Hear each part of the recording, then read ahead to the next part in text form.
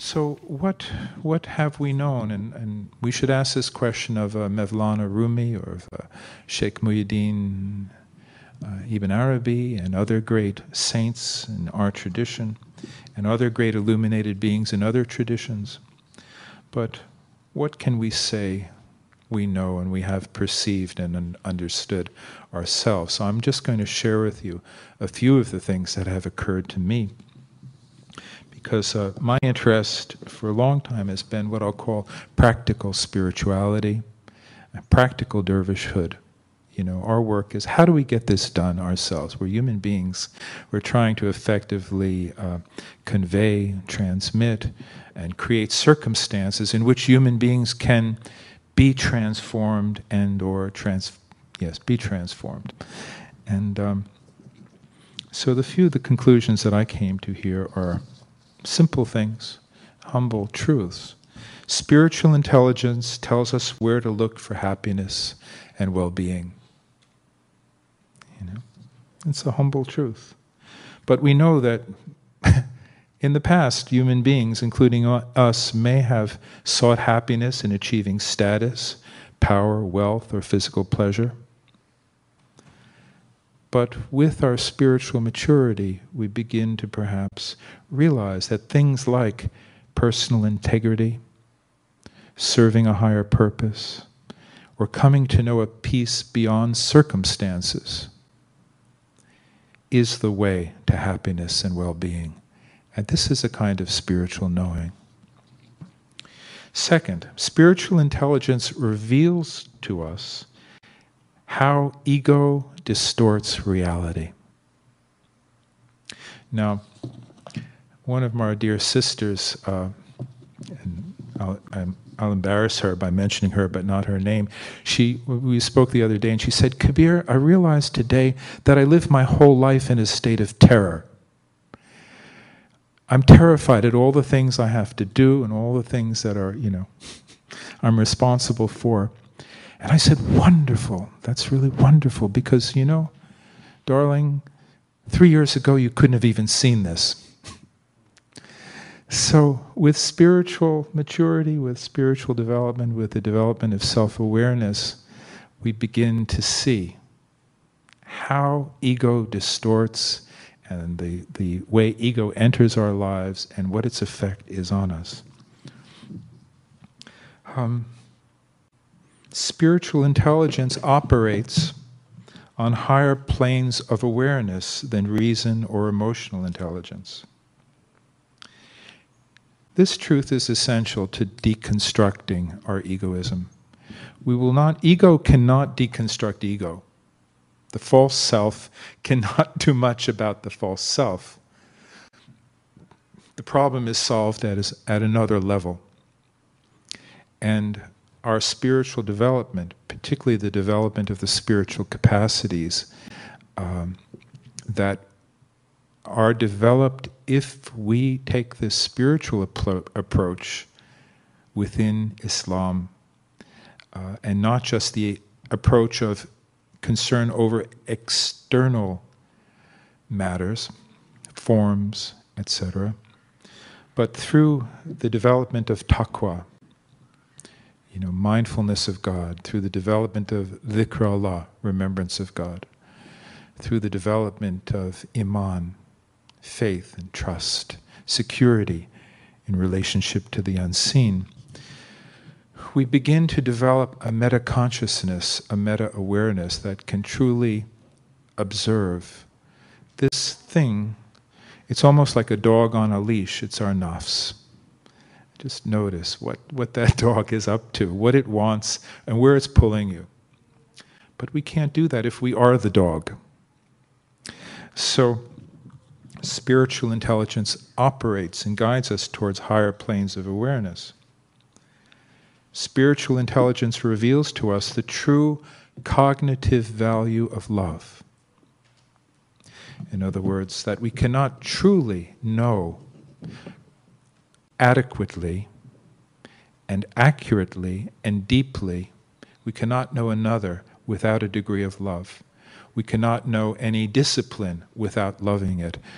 And so love is a cognitive factor, not just a factor of attraction, but love is an aspect of knowledge. In fact, love is ultimately the highest knowledge. Now, why do I say that? You know, Mevlana Rumi said, when I tried to write about love, the tip of my pen broke. When I tried to speak about love, I felt like a donkey slipping on a muddy trail. Only love can explain itself. And the reason love itself cannot be explained is because in order to explain anything, you need something more comprehensive than it by which to explain it.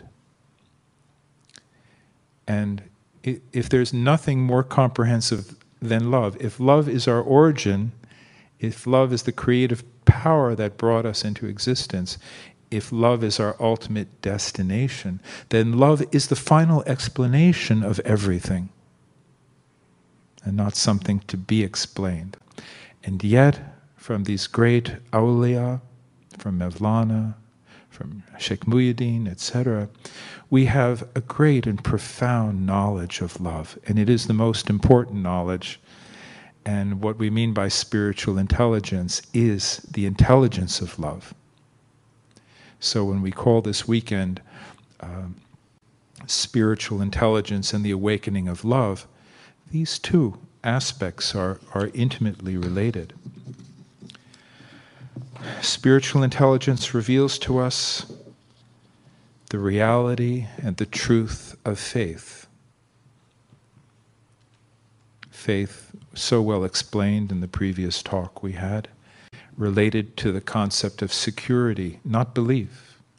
Faith is the fundamental knowing that leads to a profound sense of security and well-being when we know this reality can be trusted, and when we know that no matter what the circumstances are, it's for the benefit of our souls if we're awake.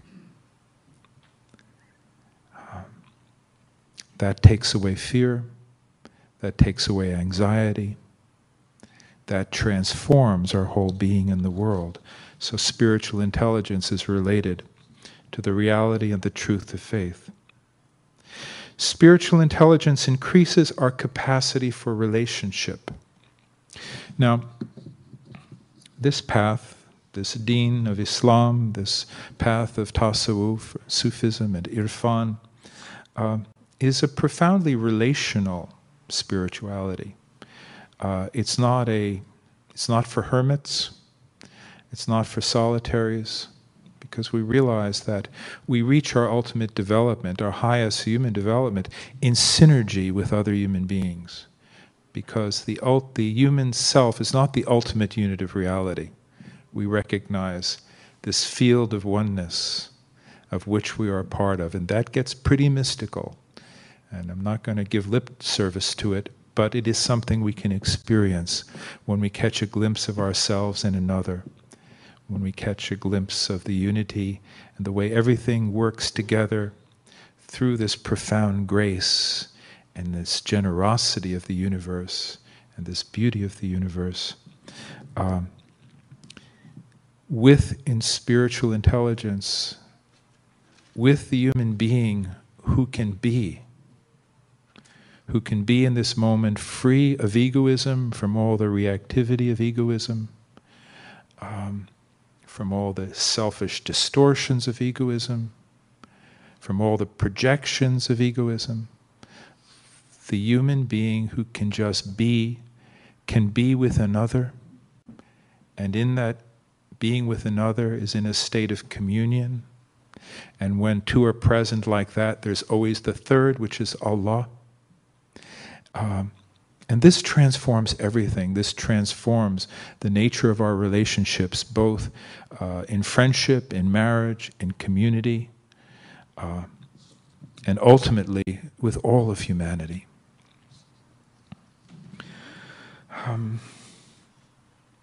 So we are incredibly blessed that we participate in a living tradition of spirituality. I know people who have studied ancient Egyptian knowledge and Gnostic knowledge and all these other things. One thing about our tradition, it's very alive. You know, we don't have to go digging deep in the ground to dig up lost keys. It's all been given to us. And it's been given to us also in a living culture and in also the examples of many extraordinary human beings who have developed a degree of maturity in this spirituality.